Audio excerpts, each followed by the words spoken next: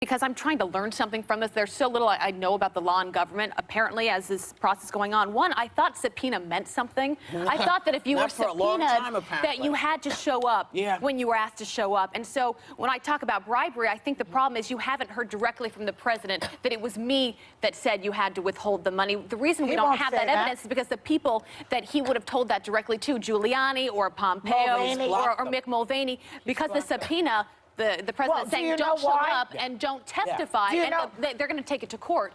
And by the time they actually have to testify, if they get in that. Adam Schiff explained today. You want to do it?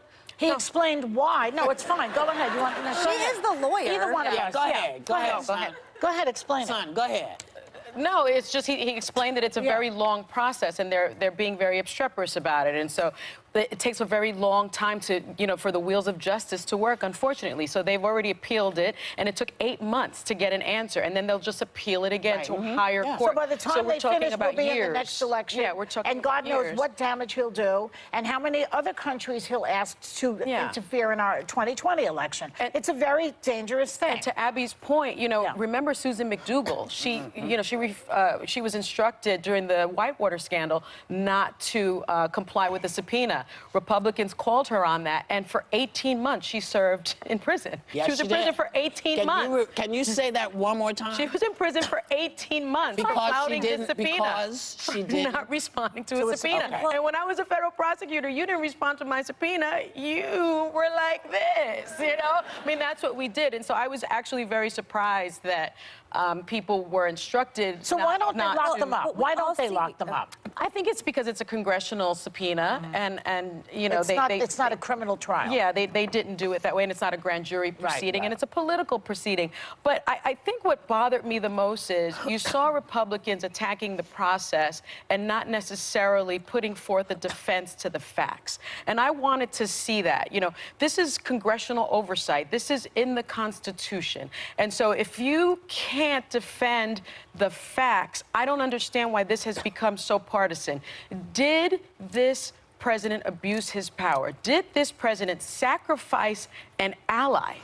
Did he sacrifice an ally? Because Ukrainians died because they did not have this military aid. Did he sacrifice an ally so that he could cheat on an election? That's a pretty nonpartisan, I think, fact. And I didn't hear a defense of that. All I heard was this is a sham. This is a sham. Yeah, you have time. Whoop. Yes, you got it. So sometimes I go over time.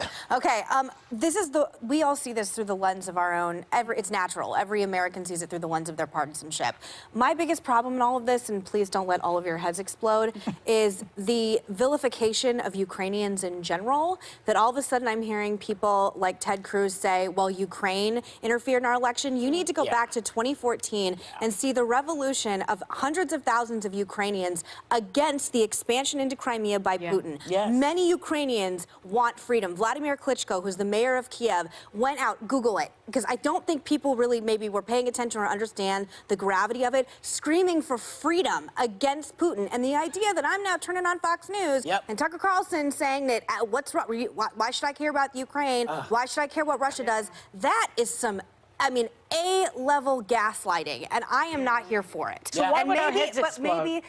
Because my priorities probably are not the same as the rest of the table. But we know BS when we hear it. Yes, this is fine. We all call BS when we hear it. I don't know if the Ukrainian people and the annexing of Crimea has always been everyone's #1 geopolitical issue. I think maybe it is now, but I think a innate threat in every way to democracy and freedom globally is the gaslighting and the terminology that is used against the great Ukrainian people who do not want to be a part of Russia. And by the way, Putin without the Ukraine is just a gas station. With the Ukraine, he's a superpower. Exactly, because they're an ally to the U.S. An ally. And they're an ally to the U.S. Trump without Putin is just a reality show You're not going to do a better job than I just did with that line, Joy. I just did that one.